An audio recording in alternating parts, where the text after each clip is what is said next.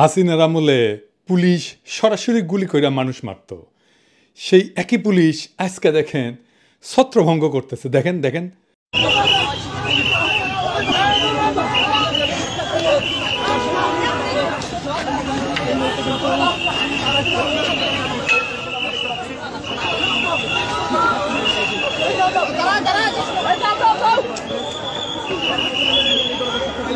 দেখেছেন কারো শরীর স্পর্শ করতেছে না, খালি সাউন্ড করতেছে। জিন্দেগিতে চিন্তা করেছিলেন হাসিনার জাউরা ঠোলা এইভাবে পুলিশ হয়ে উঠবে? ভাবেন নাই, কিন্তু হয়েছে। পুলিশের দুইজন নেতৃত্বে, খোদাবক্স ভাই আর বাহার ভাই, দুজনেই বাংলাদেশের জনগণের তরফ থেকে আমার সালাম আর কৃতজ্ঞতা গ্রহণ করেন। আপনারা এক অসাধ্য সাধন করছেন। যেই পুলিশ সদস্যকে দেখা যাইতেছে এই ভিডিওতে, ওনারা আইডেন্টিফাই করেন, প্রমোশন দেন, পুরস্কৃত করেন, জাতির সামনে পরিচয় করায় দেন। এই পুলিশ সদস্যকে জিটি পাবেন, বুকে জড়ায় ধরবেন, না খিলা ছাড়বেন না, এক কাপ চা হইলে খিলাবেন। এবার আসেন আজকের আলোচনায়। এই যে খেলা হবে, এই স্লোগান তো দিছিল শামীম ওসমান, তাই না? 24 তারিখের পরে আসো খেলবো, খেলা হবে, খেলা হবে। 24 তারিখের পরে খেলা হবে। তুই, তোর খালেদা জিয়া, তোর জামাত, তোর হেফাজত সব নিয়ে আমরা খেলবো। 24 তারিখের পর খেলা হবে। তো খেলা শুরু হওয়ার আগেই আওয়ামী লীগেরা ভাগলো। সাহস থাকলে দেশে আয় বইলে অতি বীরত্বের সঙ্গে হেলিকপ্টারে পলাইলো তার নেত্রী। তাদের তীর্থভূমি ধানমন্ডি 32 নম্বর জয় বাংলা করে দেওয়ায় ওরা এতিম। এখন ওখানে নতুন বাপ দরকার। দেখেন আমেরিকাত তারা মোদির নামে স্লোগান দেয়, welcome welcome Modiji, Modiji, we are for Modiji, we are for Modiji, we support Modiji, Modiji, we support মোদিজি, মোদিজি। হ্যাঁ দেখেছেন, শুধু স্লোগান হইলে বুঝতাম যে মুখ ফুসকা ফট করে কয়ে দিছে, তা না, তারা ব্যানারও লিখে আনিছে। তার মানে এটা চিন্তা করে স্লোগান দেওয়া। দেখেছেন, দুনিয়ার কোন রাজনৈতিক দল আছে আর এক দেশের রাজনৈতিক নেতার নামে স্লোগান দেয়? নাই। আওয়ামী লীগ কি বাংলাদেশের দল না? তবে তারা কেন মোদির নামে স্লোগান দেয়? আওয়ামী লীগ কি তাইলে বাংলাদেশের দল তো না, ওরা মোদির নামে স্লোগান দেয়, ওটা ইন্ডিয়ার দল। তো মোদির নামে কেন স্লোগান দেয় সেটা বুঝতে হইলে আপনার ওই হার্পিক মজুমদারের একটা ক্লিপ দেখা লাগবে ইন্ডিয়ান টিভি। অবশ্য উপরি হিসাবে আপনি দেখবেন বাংলাদেশ নামের এই ভূখণ্ডের উপরে, এই রাষ্ট্রের উপরে তাদের এই আওয়ামী লীগারদের কি বিপুল ঘৃণা। আগে শুনেন। প্লিজ প্লিজ একটা কথা আমি আপনাকে অনুরোধ করি, বাঙালির সাথে বাংলাদেশিদেরকে মেলাবেন না। বাঙালির একটা সত্তা রয়েছে, বাঙালির একটা আত্মমর্যাদা রয়েছে, বাংলাদেশিদের কোনো আত্মমর্যাদা নাই। দাদা বুঝতে পারছি আপনার বাংলাদেশি বলবেন, আপনি বাঙালি বলবেন না। এদের কোনো জাত নাই, এদের কোনো জাত পরিচয় নাই। এরা নিজের পিতার ঘর ভেঙে ফেলে, এদের কিসের জাত পরিচয়? কিসের জাত পরিচয় এদের? যে তার পিতার ঘর ভেঙে ফেলে, যে তার ঐতিহাসিক স্থান ভেঙে ফেলে, তাদের জাত পরিচয় কি? এরা যেই পাতে খায় সেই পাতে হাগে। আপনি তাদেরকে মুক্তিযুদ্ধের সময় কলকাতা তাদেরকে কি করেছে, ইন্ডিয়া তাদেরকে কি করেছে সব ভুলে গেছে এই বেঈমানের জাত। আমি ঘৃণা বোধ করি যে আমি এই দেশে জন্মেছি, আমি ঘৃণা বোধ করি। আমার কাছে মনে হয় এই দেশকে মানে এইখানে একটা যুদ্ধ শুরু হয়ে গেছে। এই যুদ্ধে এখন আমাদেরকে স্বাধীন করবার পালা। অস্ত্র হাতে নামতে হবে, এখানে গেরিলা যুদ্ধ করতে হবে, এখানে আমাদেরকে ট্রেনিং নিতে হবে। দেখেছেন, যুদ্ধ করবি, গেরিলা যুদ্ধ করবি। আবার তীর্থভূমি বাঁচাইতে আসলে উনি বুঝলাম ইনি সাহস আছে কি আছে আর জীবনে, মরে গেলে হাড্ডি ছিঁড়ে গেলে তা না আসলে হইনি না, তা আসলেও না কে? কারণ ওই হ্যাডমটা নাই, কখনো ছিল না। 1971-ও হ্যাডম ছিল না। ইন্ডিয়ারে বাপ ডেকে নিয়ে এসেছিল, এখনো ইন্ডিয়ারে বাপই ডাকা লাগে। ওই প্রোগ্রামের অ্যাঙ্কার আবার বলে কি 1971-এর মতো ইন্ডিয়াকে সাহায্য করতে হবে। শুনেন। কিন্তু এবার কি তাহলে আবার ভারতের কাছে সাহায্য চাওয়ার দিন এগিয়ে এসেছে? কারণ এই মুহূর্তে দাঁড়িয়ে স্বাধীন দেশ যদি কোনোভাবে সাহায্য না চায়, তাহলে একটা দেশ আরেকটা দেশের রাজনীতিতে গিয়ে সরাসরি নাক গলাতে পারে না। বাপরে, আমেরিকা থেকে 5 লাথি দিয়ে ডান্ডা বেরিয়ে পরে পেটে দিছে, আর ওই বাংলাদেশে আওয়ামী লীগরা আবার ক্ষমতা বসে দিবি। ওরে বাবা, গোয়াত নাই চাম, রাধাকৃষ্ণের নাম। তার মানে আওয়ামী লীগ আর এইসব থার্ড ক্লাস ইন্ডিয়ান চ্যানেল চায় বাংলাদেশের সামরিক হস্তক্ষেপ করে ইন্ডিয়া আবার হাসিনার হারানো রাজ্য উদ্ধার করে দিক। এই জন্যই আমেরিকাত মোদির নামে স্লোগান দিছে। আবার দেখান এডিটর সাহেব। Welcome welcome Modiji, Modiji, we are for Modi ji. We are for Modi ji. We are for Sheikh Hasina. We are for Sheikh Hasina. We support Modi ji. Modi ji. We support Modi ji. Modi ji. We support Modi ji. আবার দেখেন সে কয় আমাদের নাকি লজ্জা নাই, Harpic Majumdar কয় আমাদের কোনো লজ্জা বোধ নেই, কিচ্ছু নেই। আমরা আমাদের মহামনীষীদেরকে ঠিক এভাবে ট্রিট করি। মাত্র 6 মাস আগে পাখির মতো গুলি করে বাচ্চা বাচ্চা ছেলে মেয়েগুলোকে মাইরা ফেলাইলো, হেলিকপ্টার থেকে গুলি করলো, ব্লক রেড দিয়ে তুলে নিয়ে গেল, জাতিসংঘের রিপোর্ট আসলো। এর চাইতে বড় আন্তর্জাতিক প্রমাণ আর কি হইতে পারে? তাও ওদের লজ্জা নাই, বিন্দু মাত্র অনুশোচনা নাই। আবার উল্টে আমাদেরকে বলে লজ্জা নাই। কেমন জাউরার জাউরা দেখেন। এইসব জাউরাদের জন্য গণতান্ত্রিক অধিকার চায় আবার অনেকে। ফ্যাসিস্টদের গণতান্ত্রিক অধিকার বা প্রোটেকশন দেওয়া হচ্ছে আর একটা সুশীল জাউরামো। একটা কথা আমাদের পরিষ্কার করে বোঝা উচিত, বাংলাদেশ রাষ্ট্রের ফ্যাসিজম বিচার করার আইন নাই। গণতন্ত্র সুশীলতা দিয়া আপনি ফ্যাসিজম ডিল করতে গেলে আপনি পরাজিত হবেন, লিখে রাখেন। আপনি মরিছেন ফ্যাসিস্টের সাথে সুশীলতা করতে গেলে মরিছেন। আমলি কি সেটা আপনারা দেখা, এটা ছোট ক্লিপ দেয়া।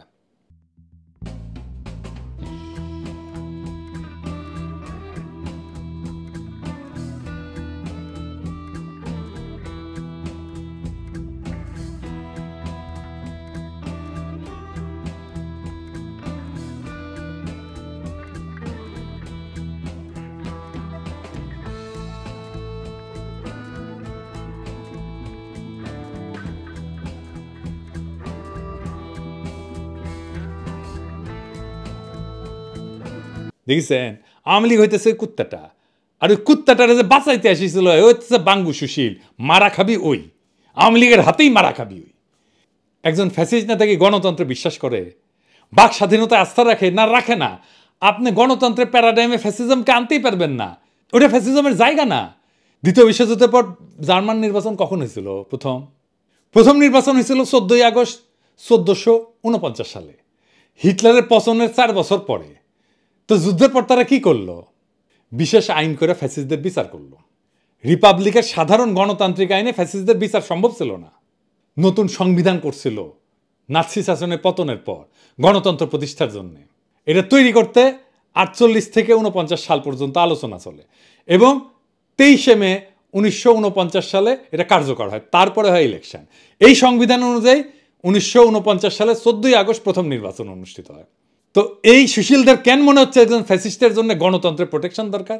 সে কি গণতন্ত্রে বিশ্বাস করে? সে কি জয় বাংলা বলা বন্ধ করবে? সে কি জঙ্গি, পাকিস্তানে বীজ, মব, তৌহিদ, জনতা এই সমস্ত বইলা আমাদের মুখে থুতু দেওয়া বন্ধ করবে? ফ্যাসিস্টদের গণতান্ত্রিক অধিকার বা আইনের প্রোটেকশন দেওয়া আপনার হচ্ছে সুশীল জাউরামো। মনে রাখবেন, ফ্যাসিস্ট বাক কেন কোনো স্বাধীনতাতেই বিশ্বাস করে না। সে আপনার গণতান্ত্রিক উদারতার সুযোগ নিয়ে তার অগণতান্ত্রিক মতবাদ প্রতিষ্ঠিত করবে। এটাই ফ্যাসিস্ট। ফ্যাসিস্টের কোনো বাক স্বাধীনতা নাই, কোনো গণতান্ত্রিক আইনি অধিকার নাই। ফ্যাসিস্টকে সাধারণ নাগরিক বা মানুষ হিসাবে ডিল করতে গেলে আপনি বিপদে পড়বেন। আমাদের পরিষ্কার হইতে হবে যে উগ্র হিন্দুত্ববাদ আর বাঙালি জাতীয়তাবাদ একই জিনিস। উগ্র হিন্দুত্ববাদ আর বাঙালি জাতীয়তাবাদ দুইটাই ফ্যাসিজম।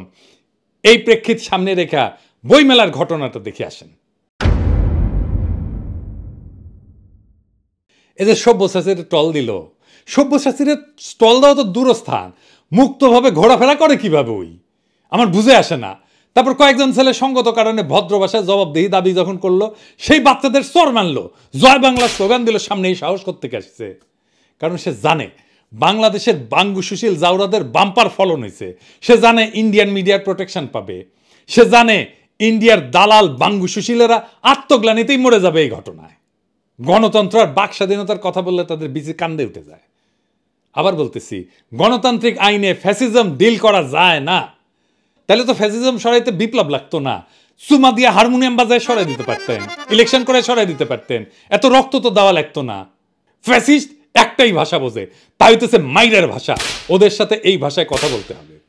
সেই ভাষায় কথা বলছি আমরা 32 নম্বরে, দরকার হলে আবারও বলবো।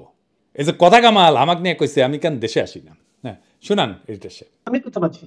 যদিও আমি মানে পিনাকি অথবা মানে অন্য যারা আছে বিদেশি ওদের নিয়ে কথা বলতে খুব একটা স্বাচ্ছন্দ্য বোধ করি না। কারণ আমার কাছে মনে হয় যে ওনারা যদি প্রকৃতই দেশপ্রেমিক হতেন তাহলে তারা দেশে এসে কথা বলতেন। দূরের থেকে অনেক কিছু বলা যাক, দেশে আসেন না কেন ওনারা?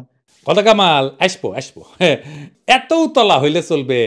আমার আগে দেশ ছাড়িয়েছেন তারেক রহমান, উনি না ফিরলে আমি কেমনে ফিরি? আগে বেদবি হয়ে যাবে না?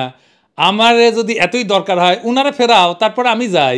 আমি তো তোমার মতো বেদ্যব না, মুরব্বীদের সম্মান করি। উনি আসুক, তারপরে আমি যাবো শিশির করিয়া। 32 নম্বরে বুলডোজার চালানোর পরে অনেক উত্তেজিত হইয়া টুঙ্গিপাড়া যাইতেছে। তো সেদিন দেখলাম একজন বাকশালী টুঙ্গিপাড়ায় গিয়ে ভিডিও করিচ্ছে যে সাহস থাকলে আয় টুঙ্গিপাড়ায়, চ্যালেঞ্জ দিস না বাপ। আমরা করলে ডাবল জারমে জানি, উঠি মিছিল করে যাবি না কেউ ভ্যাং প্যার। কোনো রাজনৈতিক দল যদি নির্বাচনী ম্যানিফেস্টো প্রথম দফা রাখে নির্বাচিত হইলে আকাশ থেকে বোমা মেরা টুঙ্গিপাড়া 32 নম্বর করিয়া দিমু, তাহলে ওই দল কলে জিতবি। গণরায় নিয়ে কাম করবি। যদি সত্যি আওয়ামী লীগ করবার চাস তাহলে জাউরামো বন্ধ কইরা অনুশোচনা কইরা সমাজে মিশ। গেরিলা যুদ্ধ এক করে হান্দাই দিব টুঙ্গিপাড়া সহ। তাকে থাকে মোদির দিকে আর আসিছে গেরিলা যুদ্ধের হাউস নিয়া। মোদির কি অবস্থা জানিস? আমেরিকার তো গেছিল, কি হয়েছে সেটি আসেন দেখি। মোদি গেল আমেরিকা, তার ছক্কা গেল প্রফেসর ইউনূস বাংলাদেশে বৈশা। বাংলাদেশের কৌশলগত এবং কূটনৈতিক সক্ষমতা আন্তর্জাতিক অঙ্গনে নতুন উচ্চতায় পৌঁছেছে এই গত কয়েকদিনে। বিশ্বব্যাপী প্রযুক্তিগত এবং রাজনৈতিক অগ্রগতির কেন্দ্রবিন্দুতে বাংলাদেশ এখন একটা গুরুত্বপূর্ণ খেলোয়াড় হিসেবে আবির্ভূত হয়ে গেছে। ইলন মাস্কের সাথে আমেরিকাত গিয়ে মোদি মিটিং করেছে, আর তার কয়েক ঘন্টা আগে প্রফেসর ইউনূস ইলন মাস্কের সাথে মিটিং করেছে। আমরা মোদির আমেরিকা সফরের সাথে প্রফেসর ইউনূসের ইলন মাস্কের মিটিংয়ের একটা তুলনামূলক আলোচনা করব। ইলন মাস্ককে যারা চিনেন না আর কেন ইলন মাস্ক আগামীর বিশ্ব রাজনীতিতে গুরুত্বপূর্ণ তা একটু আলোচনা করে নি। ইলন মাস্ক টেসলা কোম্পানির মালিক। ও শুধু প্রযুক্তি উদ্যোক্তা না, এখন বিশ্ব রাজনীতির একটা গুরুত্বপূর্ণ চরিত্রে পরিণত হয়েছে। এর কারণ হইতেছে ব্যবসায়ী স্বার্থ, প্রযুক্তির উপর আধিপত্য এবং আন্তর্জাতিক কূটনীতিতে তার ক্রমবর্ধমান প্রভাব। স্পেসএক্স এবং মহাকাশে সে রাজত্ব করে। মহাকাশ এখন ভূ রাজনীতির গুরুত্বপূর্ণ অংশ এবং ইলন মাস্ক এটার কেন্দ্রে আছে। স্পেসএক্স মার্কিন যুক্তরাষ্ট্রের জন্য মহাকাশে আধিপত্য বজায় রাখার অন্যতম প্রধান হাতিয়ার। ওর স্টারলিংক বলে স্যাটেলাইট ইন্টারনেট পরিষেবা আছে, ভূ রাজনীতিতে গুরুত্বপূর্ণ হয়ে উঠছে। ইউক্রেন যুদ্ধের সময় স্টারলিংক রাশিয়ার বিরুদ্ধে ইউক্রেনের যোগাযোগ ব্যবস্থা সচল রাখার মূল ভিত্তি ছিল। স্পেসএক্স বর্তমানে চীনের মহাকাশ প্রকল্পের বড় প্রতিদ্বন্দ্বী এবং মার্কিন সামরিক বাহিনীর সাথে গভীরভাবে সংযুক্ত। যে কোনো দেশের যোগাযোগ এবং তথ্য প্রবাহ নিয়ন্ত্রণ করতে পারা মানে রাজনৈতিক শক্তি অর্জন করা। স্টারলিংক এখন বিশ্বজুড়ে স্বাধীন ইন্টারনেট সংযোগ দেওয়ার একটা গুরুত্বপূর্ণ হাতিয়ার। এটা এমন একটা প্রযুক্তি যা সরকার চাইলেও পুরোপুরি নিয়ন্ত্রণ করতে পারবে না, ফলে এটা ক্ষমতার ভারসাম্য বদলে দিতে পারে। এই জন্যই ইন্ডিয়া এটা নিতে চায় না। বাংলাদেশে জুলাই যদি স্টারলিংক থাকলে নিই তাহলে আমরা আরও 7 দিন আগে হাসিনাক জয় বাংলা করে দিতে পারতাম। ইন্টারনেট বন্ধ করে এসে কয়েকদিন এক্সট্রা লাইফ পাইছিল। এই পৃথিবীর যে শক্তির ভবিষ্যৎ এনার্জি, এটা নির্ভর করবে কার্বন মুক্ত জ্বালানির উপরে। সেইখানে ইলন মাস্কের টেসলা এটা অগ্রগামী। বৈদ্যুতিক গাড়ি শিল্পের নেতৃত্ব দিয়া ওই ফসিল ফুয়েল মানে পেট্রোল, তেল, কেরোসিন ইত্যাদি এটার ভিত্তিক যে অর্থনীতি এটাকে চ্যালেঞ্জ করছে সে। চীন, আমেরিকা, ইউরোপ, ভারত সবাই চায় টেসলার প্রযুক্তি এবং বিনিয়োগ, ফলে এই দেশগুলোর উপরে সে প্রভাব বিস্তার করতে পারে। টেসলা ইতিমধ্যে চীনে বিশাল কারখানা গড়ে তুলছে, তাকে চীন অর্থনীতির সাথে গভীরভাবে সংযুক্ত করছে। এটা ছাড়াও কৃত্রিম বুদ্ধিমত্তা মানে আর্টিফিশিয়াল ইন্টেলিজেন্স, এইটাই হইতেছে ভবিষ্যতের প্রযুক্তি। আগামী বিশ্ব রাজনীতির অন্যতম শক্তি হবে আর্টিফিশিয়াল ইন্টেলিজেন্স, যেখানে ইলন মাস্ক একটা বড় খেলোয়াড়। XAI নামে একটা নতুন AI কোম্পানি করেছে, যা ওই যে ওপেন AI, চ্যাট জিপিটি শোনেন না, আর গুগলের সাথে প্রতিযোগিতা করছে। তার নিউরালিক বলে একটা প্রকল্প আছে, মানুষের মাথার সাথে, ব্রেনের সাথে, মগজের সাথে কম্পিউটারের যোগাযোগ। মানে আপনি চিন্তা করবেন না, লেখা হয়ে যাবে কম্পিউটারে। হ্যাঁ, এটা সামরিক এবং গোয়েন্দা অপারেশনে ভবিষ্যতে খুব গুরুত্বপূর্ণ হতে পারে। কৃত্রিম বুদ্ধিমত্তার নীতি এবং ব্যবহার নিয়ন্ত্রণে মাস্কের প্রভাব সরকারগুলো থেকেও বেশি হয়ে উঠতে পারে। এটা ছাড়া সোশ্যাল মিডিয়া এবং রাজনৈতিক প্রভাব আছে। টুইটার ছিল না, আছে না, আগে নাম ছিল টুইটার, এখন এক্স হয়েছে। এটার মালিক কিন্তু ইলন মাস্ক। গণতন্ত্র, তথ্য প্রভাব এবং রাজনৈতিক প্রচারে সোশ্যাল মিডিয়া এখন মূল অস্ত্র। আপনারা তো দেখেছেন, আমরা তো ইউটিউব আর ফেসবুক দিয়ে হাসিনার আধা জয় বাংলা করে দিছি। তো এই টুইটার কিনা রাজনৈতিক বিতর্কের কন্দেমন্ত্রীতে চলে আসছে।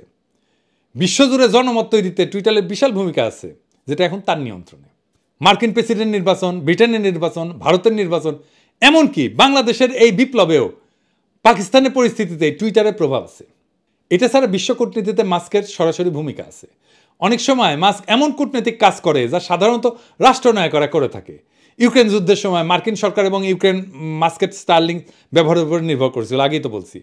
মধ্যপ্রাচ্যে তার টেসলা এবং স্পেসএক্সের বিনিয়োগের কারণে সৌদি আরব, কাতার, তারপরে সংযুক্ত আরব আমিরাত, এটার সাথে তার ঘনিষ্ঠ সম্পর্ক তৈরি হয়েছে।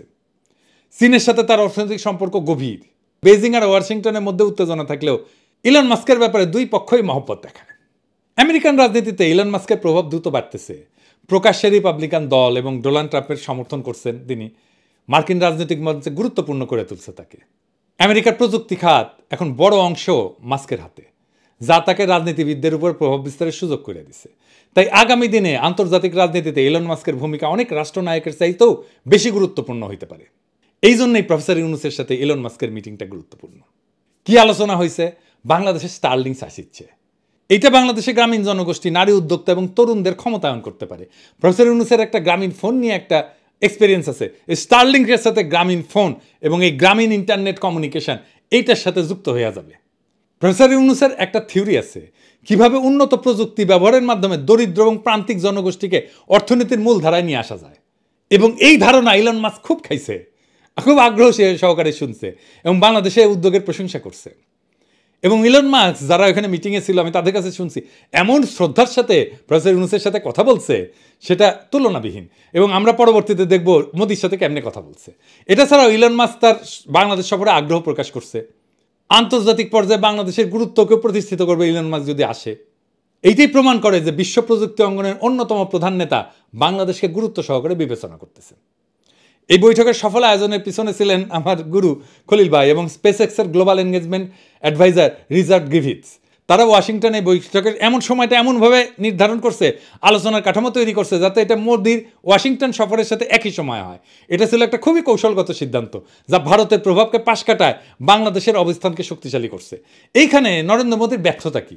মানে আমেরিকা সফরে ইলন মাস্ক এবং ট্রাম্পের সাথে মিটিংয়ে, এটা একটা কূটনৈতিক বিপর্যয়। আসেন কূটনৈতিক বিপর্যয়টা কি এটা একটু বুঝে দেখি। ইলন মাস্কের সাথে মোদির বৈঠকটা প্রতীকী এবং সৌজন্যমূলক, এর বেশি কিছু ছিল না। আলোচনায় নানা কিছু আসছে, কিন্তু কোনো বড় তাৎপর্যপূর্ণ সিদ্ধান্ত হয়নি। ভারতের চূড়ান্ত সিদ্ধান্তহীনতা এবং দফায় দফায় বাধার কারণে স্টারলিংসে ভারতে প্রবেশ অনিশ্চিত, যাচ্ছে না।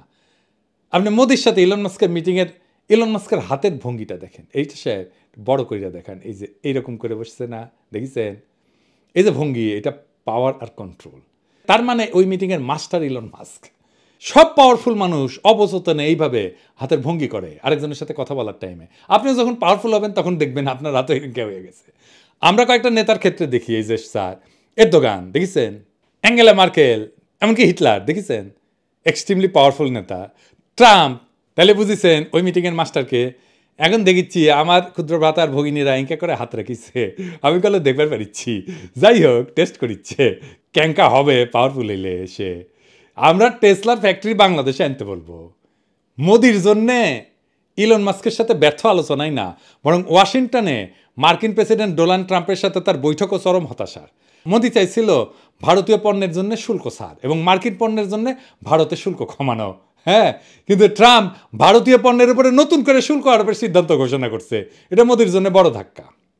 মোদি চাইছিল বাংলাদেশকে নিয়ে নেতিবাচক প্রচারণা চালাতে, কিন্তু ট্রাম্প স্পষ্টত বিষয়টা এড়ায় গেছে। এটা প্রমাণ করে যে বাংলাদেশ বিরোধী প্রচারণা আর আগের মতো আমেরিকান সমর্থন পাচ্ছে না। আর একটা গুরুত্বপূর্ণ ব্যাপার ঘটছে, চীন প্রসঙ্গে নীরবতা। মোদি আশা করছিল যে ট্রাম্প চীনের বিরুদ্ধে কঠোর মন্তব্য করবে, যা ভারতের জন্য কৌশলগত সুবিধা দেবে, কিন্তু ট্রাম্প একবারও চীনের বিরুদ্ধে কোনো কথা বলেনি, যা ভারতের ইন্দো প্যাসিফিক নীতির জন্য একটা বড় ধাক্কা এবং মোদির জন্য একটা অপমানজনক কূটনৈতিক আচরণ ছিল। মানে মোদি যতবার গেছে মার্কিন রাষ্ট্রপতি আগায় যেয়ে তাকে নিয়ে আসছে, এটা কিন্তু কূটনীতিতে একটা বড় জিনিস। রাষ্ট্রপতি আগায় যায় তার ভিতরে নিয়ে আসবে। মোদির সফরের সময় তার জন্য আনুষ্ঠানিক অভ্যর্থনা দেওয়া হয়নি, আগে দেওয়া হয়েছে। ফলে ট্রাম্প প্রশাসনে প্রধান দরজা দিয়ে না, পাশের প্রবেশদ্বার দিয়ে প্রবেশ করছে, যার প্রতীকী অর্থে একটা কূটনৈতিক অবমাননা এবং পরাজয়। একই সময় ওয়াশিংটনে বাংলাদেশের পক্ষে কৌশলগত সাফল্য এসছে, যেখানে ভারত কূটনীতিকভাবে পিছায় পড়ছে। বাংলাদেশের জন্য এটা একটা নতুন কূটনৈতিক এবং প্রযুক্তিগত বিজয়। প্রফেসর ইউনূসের মতো নেতারা আমাদের দেশের ভাবমূর্তিকে বিশ্ব দরবারে উজ্জ্বল করছেন। তার এই উদ্যোগ শুধু প্রযুক্তি না, বরং অর্থনৈতিক প্রবৃদ্ধি, সামাজিক অন্তর্ভুক্তি এবং ডিজিটাল স্বাধীনতার দিক থেকেও নতুন দিগন্ত উন্মোচন করছে। অন্যদিকে মোদির ব্যর্থতা দেখাই দিছে শুধু বড় কথা বললেই কূটনৈতিক সাফল্য আসে না, কার্যকর কৌশল এবং দূরদর্শী নেতৃত্ব ছাড়া আন্তর্জাতিক রাজনীতিতে টিকে থাকা কঠিন। দুনিয়া বড় কঠিন হয়ে গেছে। আজ বাংলাদেশ যেখানে তার শক্তি এবং সক্ষমতা দেখাচ্ছে, ভারত সেখানে বারবার নিজেদের ব্যর্থতার প্রমাণ দিচ্ছে। আমাদের উচিত এই সাফল্যকে সাথে নিয়ে দেশের অঙ্গনে বিপ্লবী শক্তির অবস্থানকে আরো সুদৃঢ় করা। আগস্ট বিপ্লবের যে অসমাপ্ত কাজ আছে তা এক্ষুনি সম্পন্ন করতে হবে প্রফেসর ইউনূসকে। হাসিনা আর তার সাঙ্গপাঙ্গদের বিচার সম্পন্ন করতে হবে, সকল সংস্কার সম্পন্ন করতে হবে। আন্তর্জাতিক আর জাতীয়ভাবে প্রফেসর ইউনূসের সরকার এত সংহত অবস্থায় আর কখনো ছিল না। আমরা এইদিকে 32-এর দিছি বুলডোজার চালায়, আর প্রফেসর ইউনূস আমেরিকার দিছে বুলডোজার চালায় মোদির উপরে। বাংলাদেশ এখন এক নতুন সম্ভাবনার শক্তিশালী প্ল্যাটফর্ম। আমরা আগস্ট বিপ্লবকে ব্যর্থ হইতে দিইনি, আমরা আগায় নিছি নতুন নতুন বিজয় দিয়া বাধাকে মোকাবেলা কইরা। জনগণের প্রবল দেশপ্রেম আর প্রফেসর ইউনূসের অতুলনীয় দক্ষতা দিয়া আমাদের বিপ্লবকে রক্ষা করতেই হবে, আর আগায় নিতে হবে সামনে। ইনকিলাব জিন্দাবাদ।